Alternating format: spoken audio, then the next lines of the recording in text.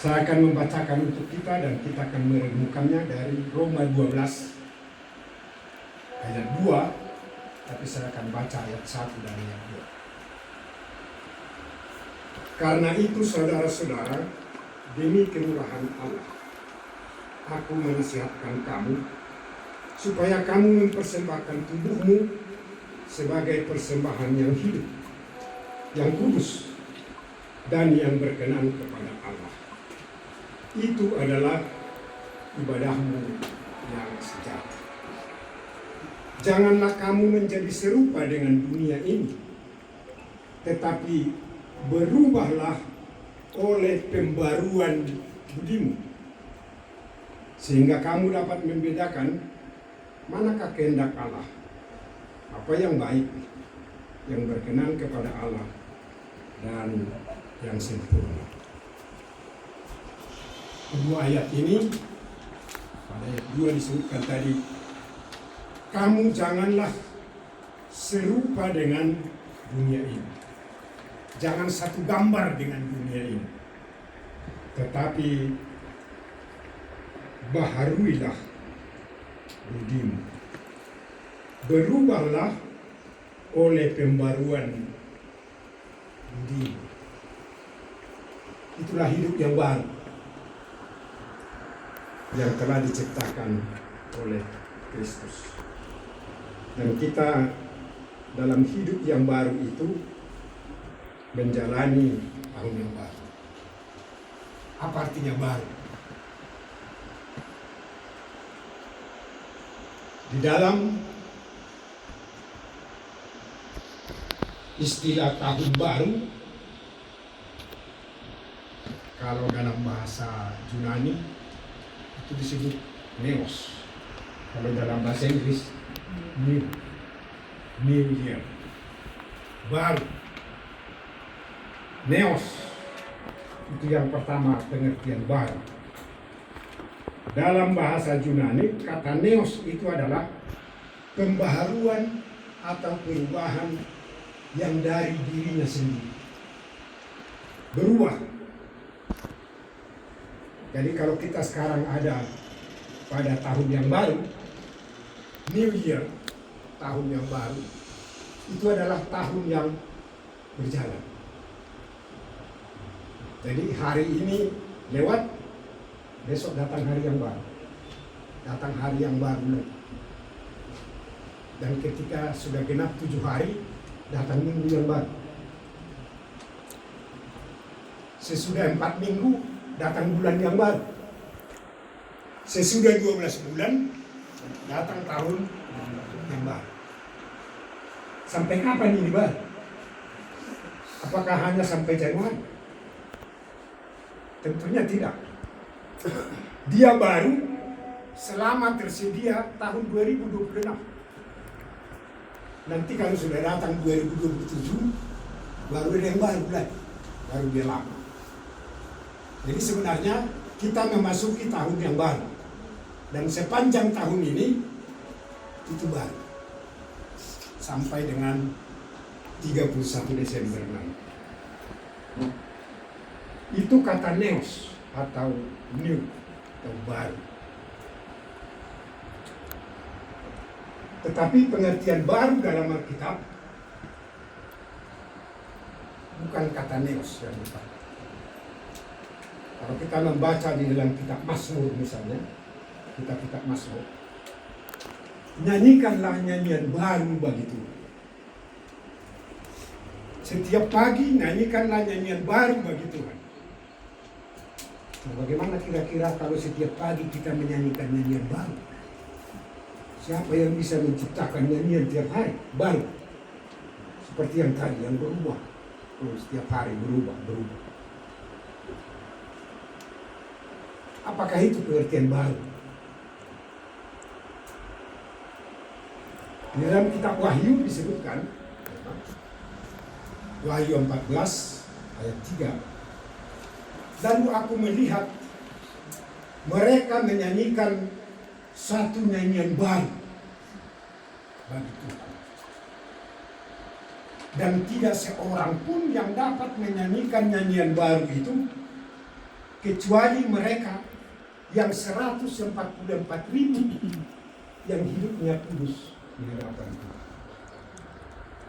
Jadi nyanyian baru itu bukan nyanyian yang diciptakan baru.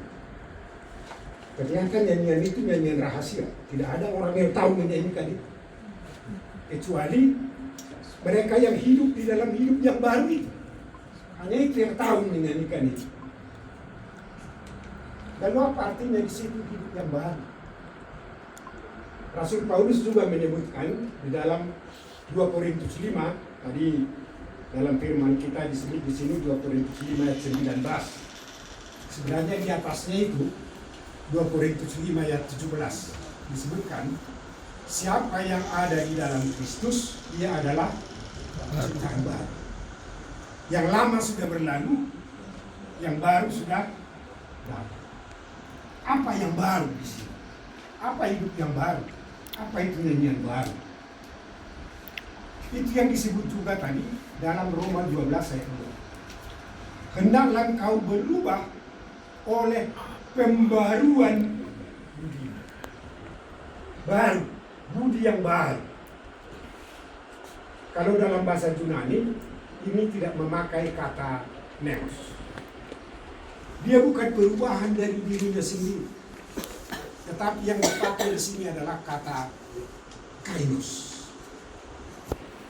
Dalam Roma 12 ayat 2 disebut kainos nous. Kainos nous, budi yang berubah, budi yang baru, kainos.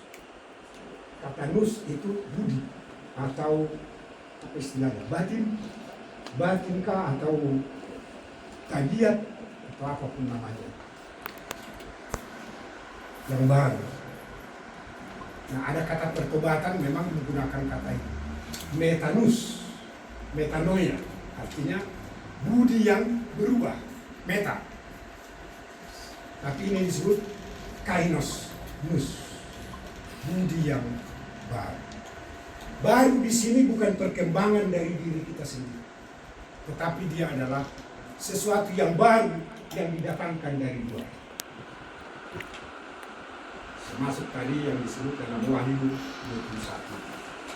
Lihat, aku menjadikan segala sesuatu baru. Dan kalau kita baca Wahyu 21 itu disebutkan, aku melihat langit yang baru dan bumi yang baru turun dari Tuhan. Turun dari Tuhan. Langit yang baru dan bumi yang baru. Memang sekarang ada spekulasi atau mungkin kita tidak bisa menjawab. Apakah nanti langit dan bumi yang baru itu lenyap dulu langit dan bumi yang sekarang, lalu ada dari planet lain datang langit dan bumi yang baru? Atau langit dan bumi yang ada sekarang ini yang dibaharui? Itu sulit kita jawab. Tetapi yang pasti, pembaruan itu tidak datang dari bumi dan langit. Dia adalah pekerjaan Tuhan. Nah, pekerjaan Tuhan yang membaharui.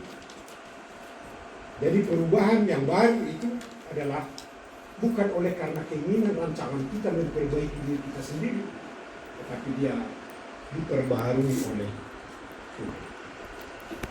Sehingga nyanyian baru sebenarnya adalah nyanyian yang berpusat pada pekerjaan Tuhan. Semua nyanyian yang berpusat pada pekerjaan manusia itu nyanyian buruk. Jadi kalau nyanyian orang Batak misalnya setiap hari kita mendengar amangoi parirminulun gitu, hacinayon, hacinayan gitu, itu nyanyian buruk. Nyanyian buruk. Nyanyian baru sebenarnya adalah nyanyian yang berfokus pada pekerjaan. Tuhan yang membarui, Tuhan yang mendatangkan pembaruan dan perubahan. Dan itulah yang kita rayakan dalam Natal ini. Pembaharuan itu dilakukan dengan kedatangan Yesus Kristus yang telah mengorbankan dirinya membaharui kita. Sehingga pusat kehidupan kita tidak lagi pada diri kita, tetapi berubah pada kita menjalani penderitaan, kita tidak lagi menyesali atau mungkin mengutuki diri kita sendiri, mengutuki sekeliling, tetapi kita akan memahami segala sesuatu yang ada berpusat kepada siapa Tuhan yang telah membaharui. Hubungan kita dengan Tuhan itu yang baru, yang diperbarui oleh Tuhan kita Yesus Kristus dalam Natal. Melalui kedatangan Yesus Kristus, Allah datang ke dunia ini supaya dunia ini tahu bahwa dunia ini tidak berjalan menurut dirinya sendiri. Dunia ini diciptakan oleh Allah, Dia punya tujuan dan rancangan untuk itu hingga pada akhir zaman. Dan segala sesuatu nanti akan dibaharui dalam langit dan bumi yang baru yang sempurna. Sehingga semua orang harus berfokus kepada Tuhan yang mau membaharui. Sekarang Tuhan sedang dalam proses membaharui langit dan bumi ini, termasuk melalui kita manusia, supaya kita hidup dalam langit dan bumi yang baru. Dan hanya orang-orang yang hidup di dalam Kristus, yang telah mengenal Allah yang membaharui hidup ini, yang tahu menyanyikan, yang bisa menyanyikan nyanyian baru. Buku nyanyian kita ini, buku nyanyian HKIP sudah berapa tahun kira-kira? 160 ya? 160 tahun. Itu tidak akan menjadi nyanyian buruk selama dia berpusat pada kecantikan. Dia akan tetap nyanyian baru. Karena itu disebut nyanyikanlah nyanyian baru setiap pagi, setiap hari, setiap saat. Nyanyian baru pada. Inilah pesan Natal yang paling utama bagi kita dalam Kristus. Dia lahir menjadi manusia, hidup merasakan hidup kita, dan mengorbankan dirinya supaya dunia ini dibaharui oleh kita manusia yang telah ditebus oleh Yesus Kristus. Bekal inilah pembaharuan yang dilakukan oleh Yesus Kristus itu, yang kita dalam surat Roma pasal 12 ini disebut hiduplah dalam pembaharuan diri. Yang menjadi pertanyaan adalah, apa tanda dari pembaharuan? Apa tanda dari pembaharuan itu dalam hidup kita? Itu disebutkan tadi pada ayat 1. Persembahkanlah tubuhmu sebagai persembahan yang hidup. Ini kata kunci menurut Rasul Paulus menandai hidup yang baru, yaitu hidup atau tubuh yang menjadi persembahan. Bukan lagi hidup yang mengorbankan orang lain, mempersembahkan orang lain, tetapi tubuh atau hidup yang menjadi persembahan. Itu hidup yang baru, hidup yang menjadi persembahan. Saya tidak tahu bagi kita semuanya yang ada di sini, sejak kapankah kita merasakan dan memahami diri kita ini sebagai hidup yang baru? Atau hanya sekedar karena kita pendeta yang wajib mengkhotbahkan hidup yang baru, dan kita serukanlah hidup yang baru, tapi kita sendiri tidak pernah merasakan kapan hidup kita ini baru dan apa artinya baru. Apakah hidup kita ini baru sejak dibaptis atau sejak kapan? Bagi saya ada beberapa peristiwa yang bagi saya harus memahami nasib sebagai persembahan. Tetapi sebagai pendeta, bagi saya sudah pernah saya ceritakan ini di rumah kita, Mama Kurni.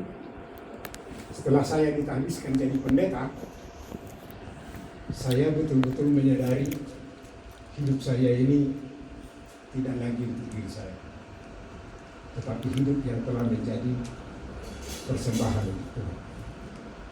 Karena sebelum saya ditabiskan jadi pendeta, walaupun saya sudah sarjana teologi, saya masih tetap berusaha melarikan diri dari pekerjaan itu. Dari pekerjaan ini dan pekerjaan itu dan sebagainya. Cari kehormatan dunia ini, jabatan itu dan sebagainya. Tapi saya merasa seperti terpaksa waktu itu. Karena saya tidak pernah menjalani masa kita. Sesudah saya selesai sarjana teologi, dua kawan saya melapor ke Siantar, pendeta Mangisi Simorakir, dan juga pendeta Menanti Sianipar. Kami bertiga sama-sama ini dari Jakarta. Mereka berdua melapor ke Siantar tahun 78 awal. Kami selesai tahun 77. Mereka mendaftar untuk menjadi pikar. Simorakir menjadi pikar di Sriwijaya. Pendeta Menanti Sianipar menjadi pikar di Sidoarjo. Saya tidak ikut mendaftar, saya masih berkeliaran di Jakarta untuk mencari hal-hal yang lain yang kita merasa perlu hormat, perlu kecukupan segala sesuatu. Tetapi pada bulan Oktober tahun 78 itu tiba-tiba saya dipanggil dari Siantar. Harap datang di Siantar pada tanggal 22 Oktober nanti akan ada penagisan pendeta. Saya merasa kalau saya udah cukup, tidak apa-apa. Saya dipanggil untuk ditabiskan. Saya tanya pendeta kami waktu itu, pendeta Dibentukuk, di mana ini Amang? Pada surat saya dipanggil, padahal saya tidak pernah tikar di GKB, saya juga tidak mendaftar ke Siantar. Pendeta Dibentukuk mengatakan, kau kan aktif di gereja ini, mulai kau mahasiswa kan? Kau guru sekolah minggu di sini. Kau pimpinan PB di sini, kau ketua PB di sini, kau aktif di organisasi ini, kau aktif di organisasi mahasiswa, pemuda Kristen di Jakarta ini dan sebagainya. Jalanlah, pergilah. Terpaksa saya pergilah ke Siantar. 2 minggu sebelum penagisan. Waktu itu saya menginap di TKP Sidoarjo karena di situ Menanti Sianipar jadi pikar. Waktu itu pendeta Kacilu di situ. Nah dari situlah kemudian saya menjahitkan jas saya. Itulah jas saya yang pertama ada selama saya hidup. Jas warna hitam. Lalu disuruh dipanggil ke Siantar seminggu sebelumnya, perlu pergi ke penjahit muka katanya di Simpang 4. Tahu partai? Muka Toli. Dukulah juga di situ. Lalu menjelang penagisan itu hari Jumat kami dipanggil ke kantor untuk menandatangani surat yang mengatakan kami setia untuk melayani di GKP. Kira-kira begitu. Ada surat pernyataan kesetiaan ini ditandatangani di situ. Mulai dari situlah saya merasa memang hidup ini tidak bisa lagi saya yang menentukan. Sejak saat itulah saya mulai merasa hidup saya ini bukan untuk diri saya. Maka hidup saya sudah menganggap ini persembahan. Persembahan untuk pekerjaan Tuhan dan persembahan untuk orang lain. Dalam peristiwa-peristiwa yang lain tentunya pemahaman persembahan ini juga saya hayati dan saya. Karena itu nas Roma 12 ayat 1 ini adalah nas yang sering saya khotbahkan ketika ada pemberkatan perkawinan.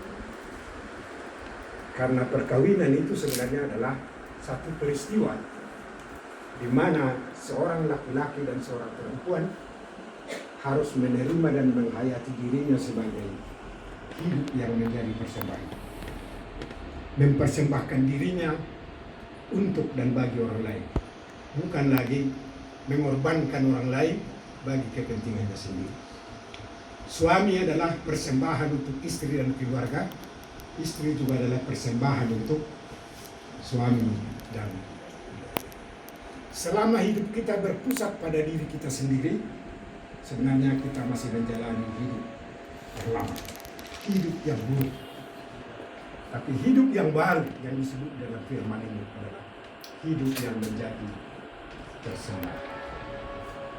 Ketika kita merasakan hidup ini adalah persembahan, dan persembahan itu adalah penyembahan, itulah yang membuat pada tahun 2011 saya menyampaikan visi GKP. Waktu itu belum, saya masih katakan selama saya menjalani pekerjaan saya sebagai bishop di GKP, saya akan menjalani hidup yang menyembah dan mempersembahkan diri. Sejak saat itu saya memperkenalkan istilah penyembahan persembahan. Dua hal yang selalu terikat. Menyembah Tuhan adalah mempersembahkan diri kepada Tuhan. Penyembahan adalah persembahan. Dan pada tahun 2013 di Semedian Kerja itu saya ajukan menjadi visi GKP, yaitu GKP adalah persekutuan penyembahan persembahan.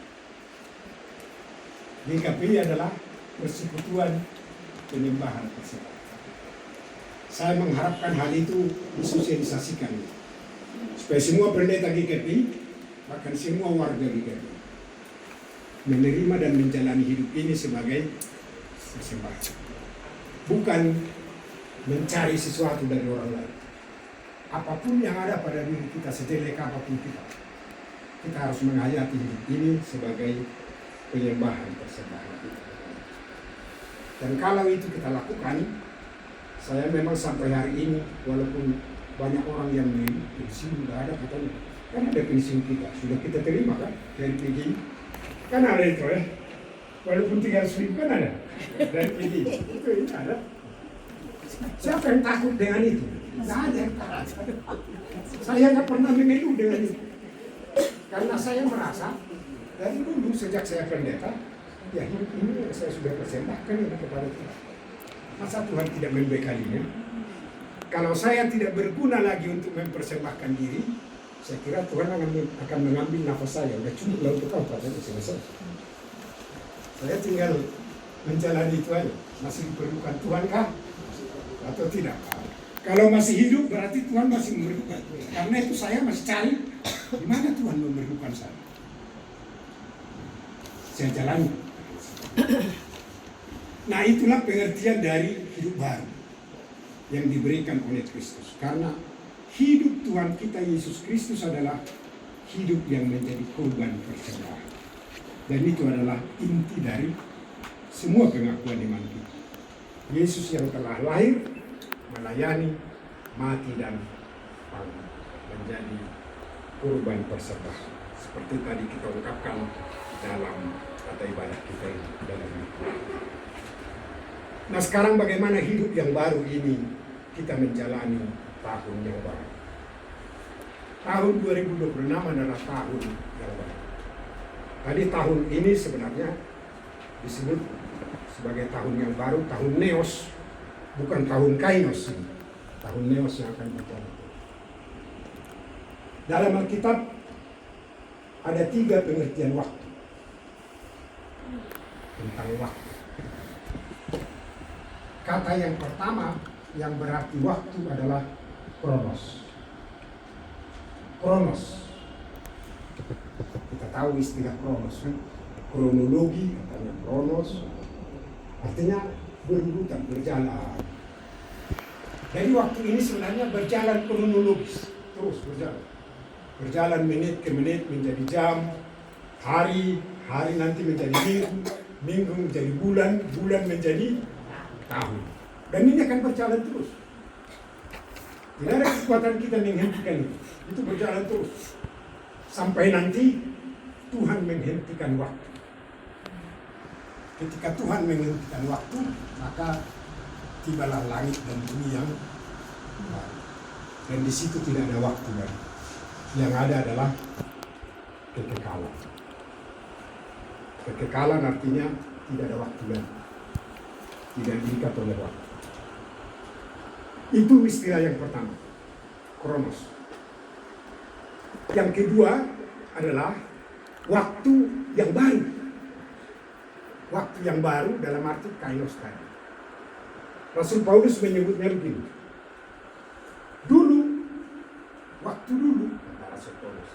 saya ini adalah seteru Kristus. Karena saya memusuhi orang-orang Kristus, saya mengejarnya, membunuhnya.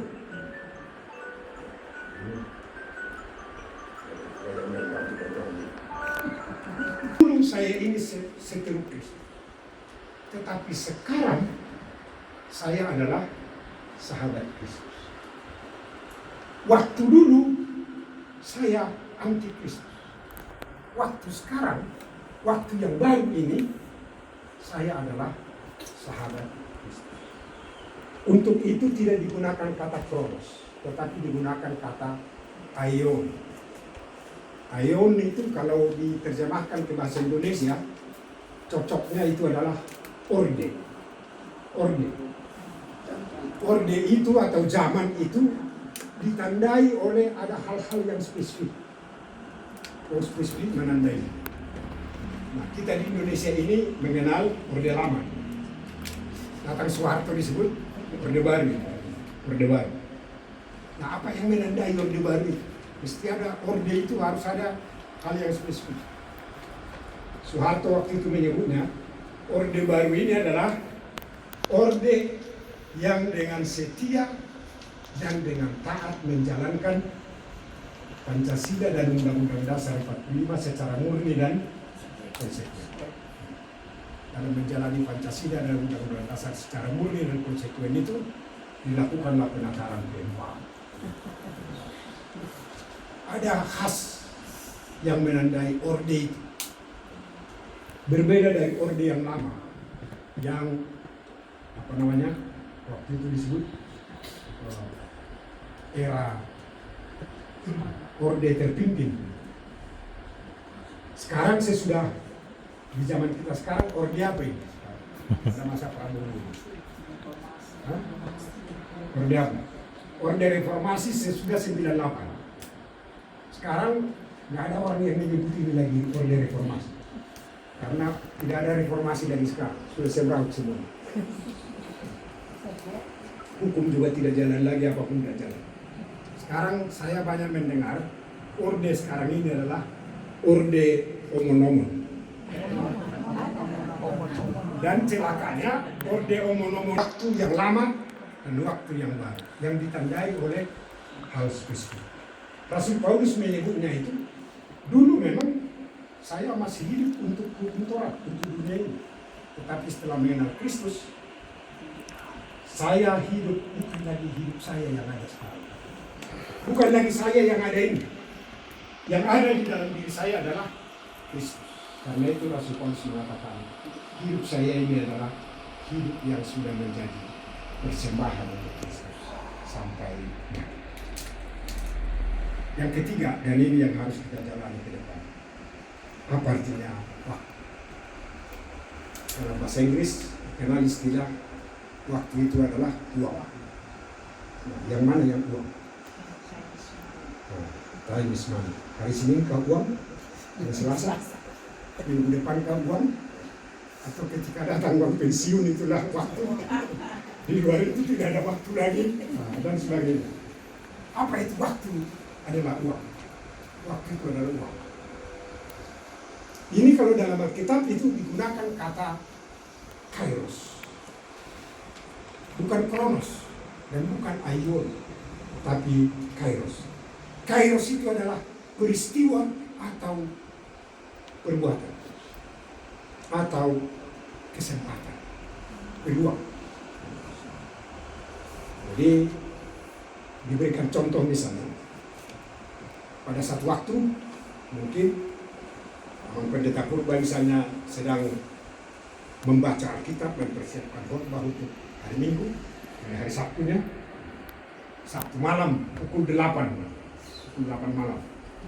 Pendeta purba mempersiapkan khotbah untuk hari Minggu. Dengan pendeta Guru Sianturi sedang mempersiapkan kopi di dapur. Maka mana yang menjadi waktu? Sama-sama jam 8 malam. Nah, yang disebut kairos di situ adalah kairos pendeta purba adalah mempersiapkan khotbah. Dan kairos untuk Pinang Guru Sianturi adalah mempersiapkan khotbah. Bukan waktu kronos itu yang disebut waktu. Waktu itu adalah pekerjaan, peristiwa, atau hidup itu sendiri. Apa yang sedang terjadi dalam hidup kita, itulah waktunya.